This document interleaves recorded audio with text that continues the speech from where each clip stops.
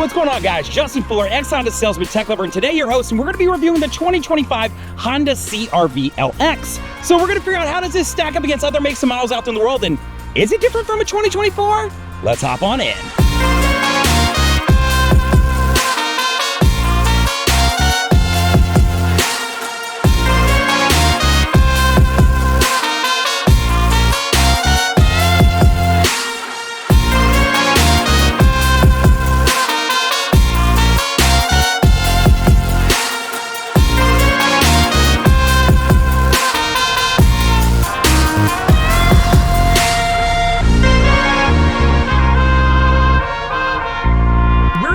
This is your entry-level model. This car starts at $31,450, so that includes your destination. We've got an LX, an EX, and an EXL. These are the three models that are non-hybrid.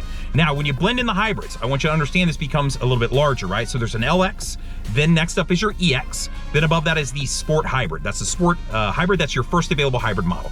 Above that, the EXL, right? So that's my third and final as far as the non-hybrid versions. Now above that I have a Sport L, which is a hybrid model, and then one more above that I've got the Sport Touring Hybrid. So you've got 6 trim levels to this vehicle, but today we're just talking about the base model. So let's start off by talking about what's underneath the hood of this 2025 Honda CRV. So let me pull you on in. So underneath the hood, you've got a 1.5 liter turboed engine putting out 195 horsepower. Now this car comes in a 2-wheel drive fashion that is front wheel drive, or you have the option to pick up an all-wheel drive model, and then know that there's also a hybrid model that lives out there in the world. Now, when it comes to engines, I want you to understand that the 1.5 liter turbo engine is what comes into the standard model. If you jump to a hybrid model, you are then looking at a 2-liter engine that puts out 200 and I believe 4 horsepower. So understand there's a difference of 190 horsepower to 204 depending on if you're non-hybrid or hybrid. While we're talking about horsepower though, I want to throw something up on the screen so you can see how does the 1.5 liter turbo putting out 190 horsepower stack up against other makes and models out there in the world. While that's up, I'll just remind you there is no difference in the engine in the 2025 or the 2024, so you could shop pre-owned models of this and save yourself a couple dollars. So here we are at the front of the vehicle, and I want to talk to you about 0 to 60 times. But before we do that, I wanted to give you an opportunity to check out the front fascia, right? When you see a car, you typically look at the grille, you look at the headlights, and it kind of gives you an idea for how you feel about the car. So I wanted to make sure you had that opportunity. But while we're here, 0 to 60 times. So this car goes from 0 to 60 in roughly 8.1 to 8.2 seconds, depending on who you're getting your information from. So pretty decent. So I'm gonna throw something up on the screen so you can see how does that stack up against other makes and models out there in the world. While that's up, I will remind you, there is a hybrid model. If you jump to the hybrid, it is a little bit quicker, has a little bit more horsepower. You're looking at roughly 7.6 to 7.9. Once again, depending on who you're collecting your information from, right? Who's driving the car. So know that that's out there. Now, if you jump to a 2024 model, understand exact same engine transmission and 0 to 60 times will be similar. So not a big change there either. So I'm back here at the gas cap for a reason. That's because I want to talk to you about MPGs. So as time's gotten a little bit tougher, we can all agree that money doesn't quite spend as far as it used to. So MPGs starts to matter because how often are you filling up your gas tank? So in the 2-wheel drive model, which is what we're in front of right now, the LX, this gets 28 in the city and 34 on the highway. Now, if you were to find an all-wheel drive models vehicle, that then drops down to 27 in the city and 32 on the highway. So minor changes there depending on if you're in 2-wheel drive or all-wheel drive. But also understand there is a hybrid model out there depending on which trim level you want to jump to.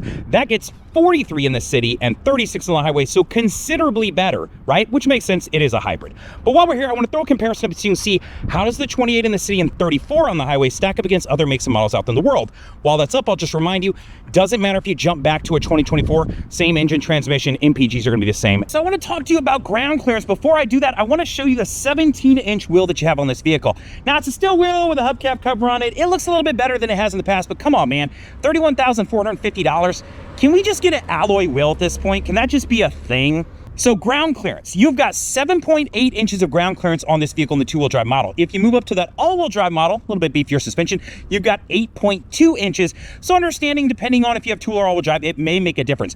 But while we're here, I want to throw something up on the screen so you can see how does the ground clearance in this vehicle stack up against other makes and models out there in the world. While it's up, I'll just remind you, if you're in a hybrid or if you're in a 2024, doesn't matter, the ground clearance is going to be similar. So if you're shopping SUVs, chances are cargo space is probably going to be pretty important to you. So I want to talk to you about that. The first thing I want to point out though is that this is a manual tailgate. So if you're looking for a power tailgate, you are going to have to try some trim levels. So just make sure you understand that. But let's talk about cargo space. So when you're looking at the back, first thing here, you got carpet floor mats. I'm going to get those out of the way. That is standard in this vehicle. Not every vehicle offers that standard, wildly enough. But back here, you've got 39.3 cubic feet from the back end to your second row. So pretty usable space, quite a bit. You've got tie downs, anchors, all of those things, some cubbies back here. And then of course you can do a couple things. You can drop this down, make a little bit of a lip in case you need that. You got stuff rolling around.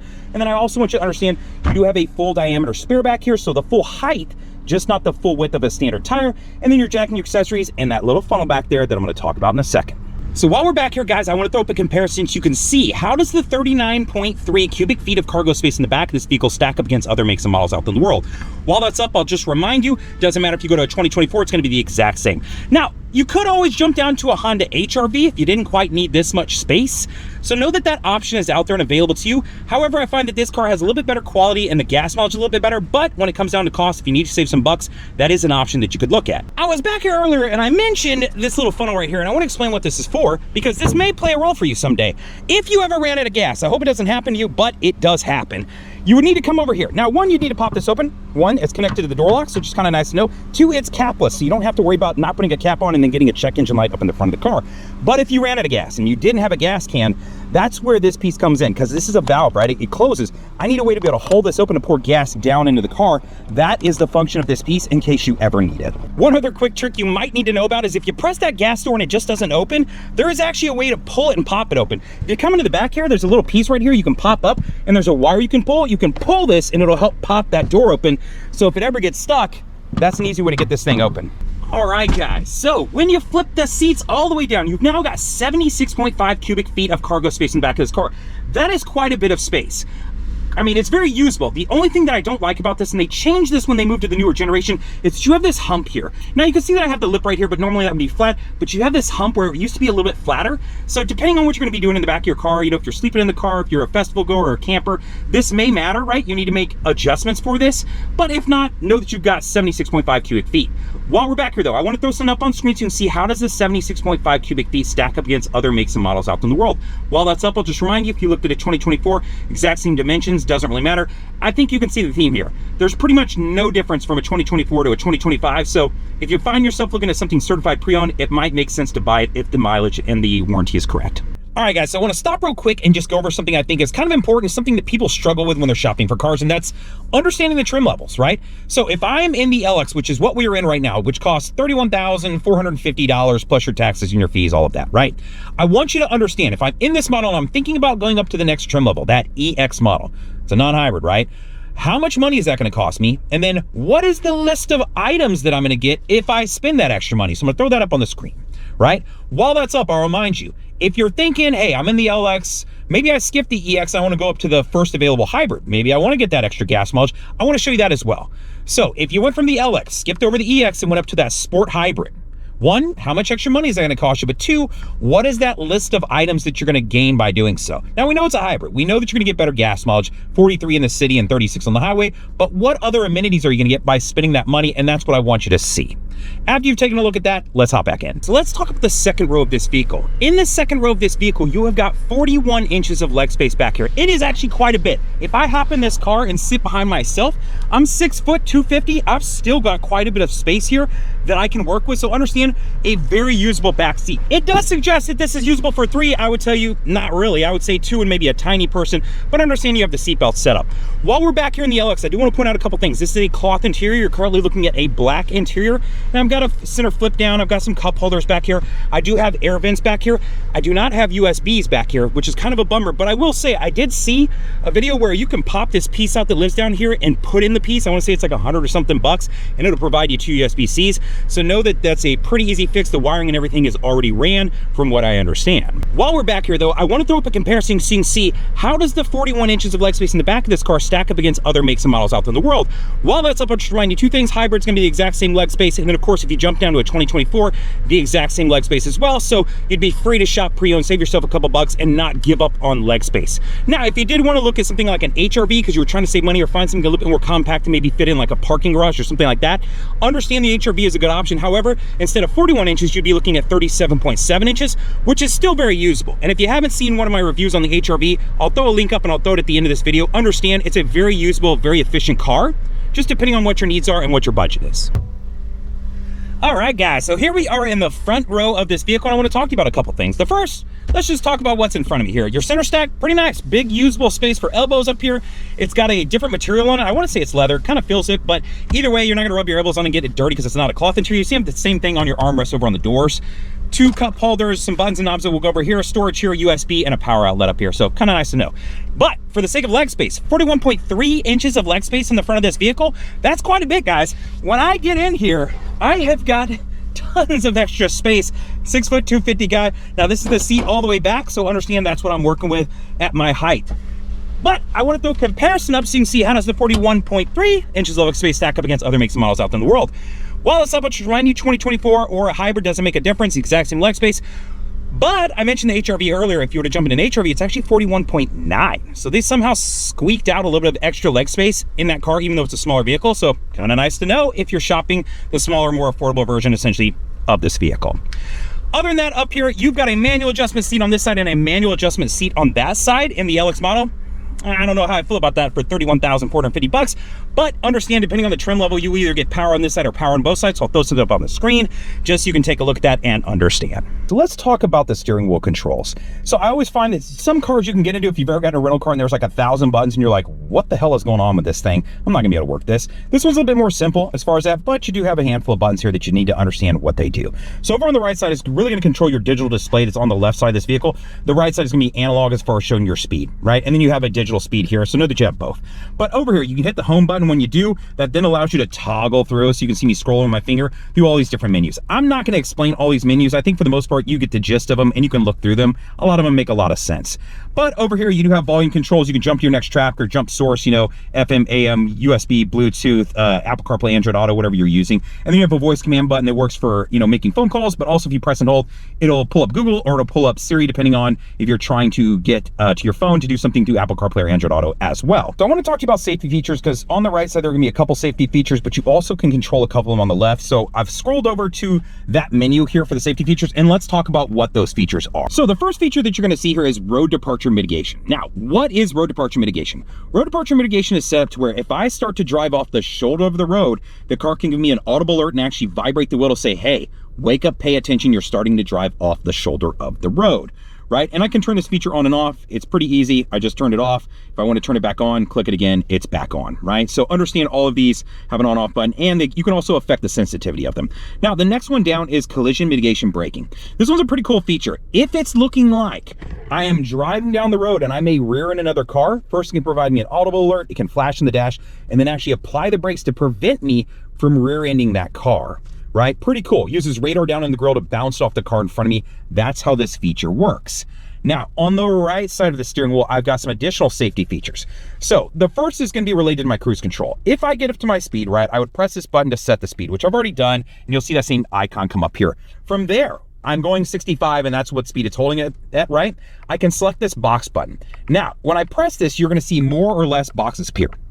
The more boxes mean the more designated space it'll keep between me and the car in front of me. And it's using that same tech. It's bouncing radar off the car in front of me to detect where it's at. So I can determine how much space I want it to keep.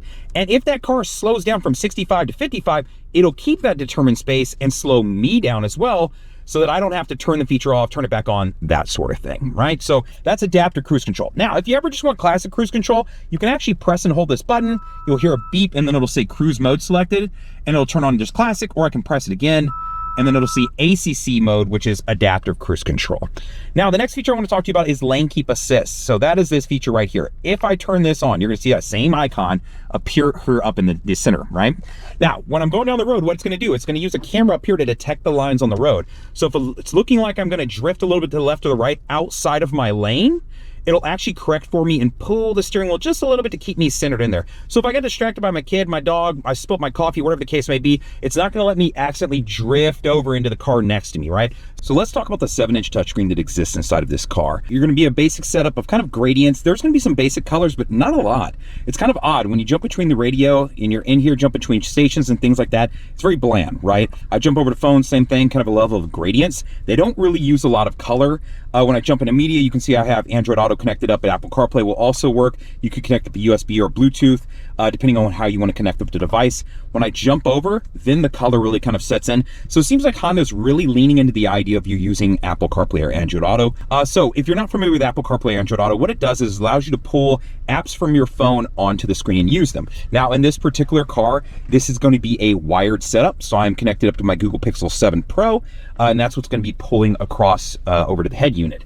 So when you're in here, there's a lot of different things that you can get to. I've got some quick location setups that'll like direct me immediately to a Wendy's, Chick-fil-A, Whataburger, some examples, quick phone calls it can make, and then all these other apps that exist in here, Messenger, Spotify, different things like that. So you can jump into these and use these apps. The only problem with this is that they limit some of the usage of the app. So if I'm driving and I want to run a search in here, I have to use voice command, right?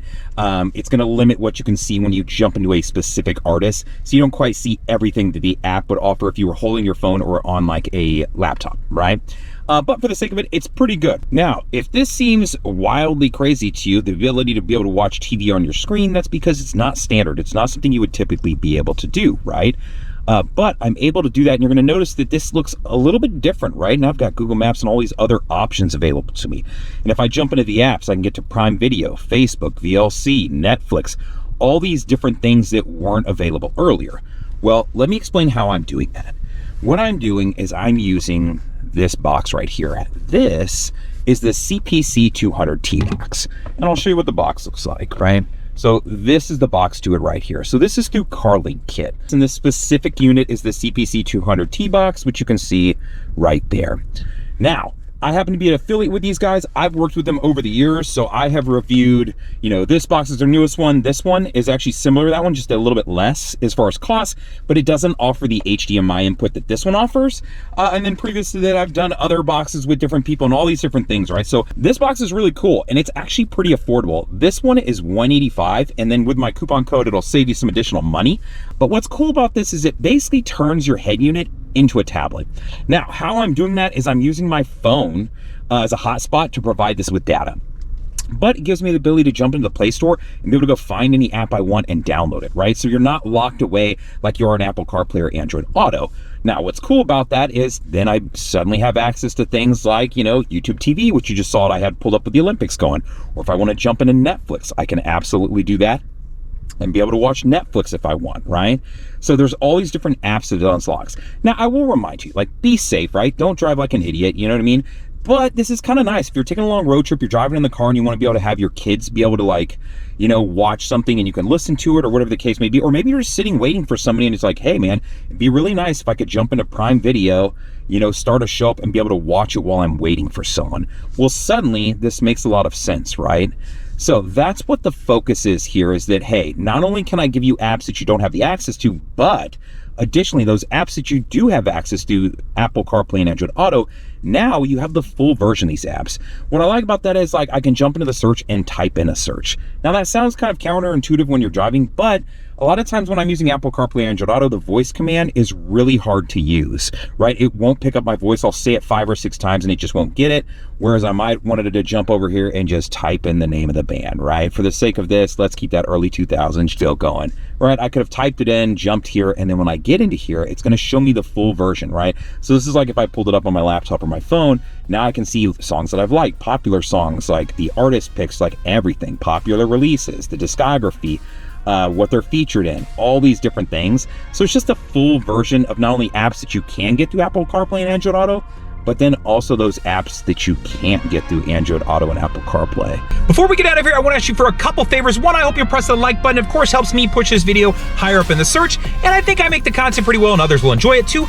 Leave a comment. If you have a question about something that I did in the video, or if you wish that I would add something to the video, leave a comment, let me know. Or if you just want to give me some positive reinforcement, I could use that too. We all could. 3, I hope you subscribe to the channel so when I produce videos like this, you'll receive them. And then 4, I hope you share the video, man. If you got some friends that are shopping SUVs or specifically Honda SUVs, I hope you'll share this video with them so you can see how this car stacks up against other makes and models out there in the world, and of course, how it's different from a 2024, and then how does that HRV play a role in case they're shopping other Hondas as well. Other than that, appreciate you tuning in. Later, guys!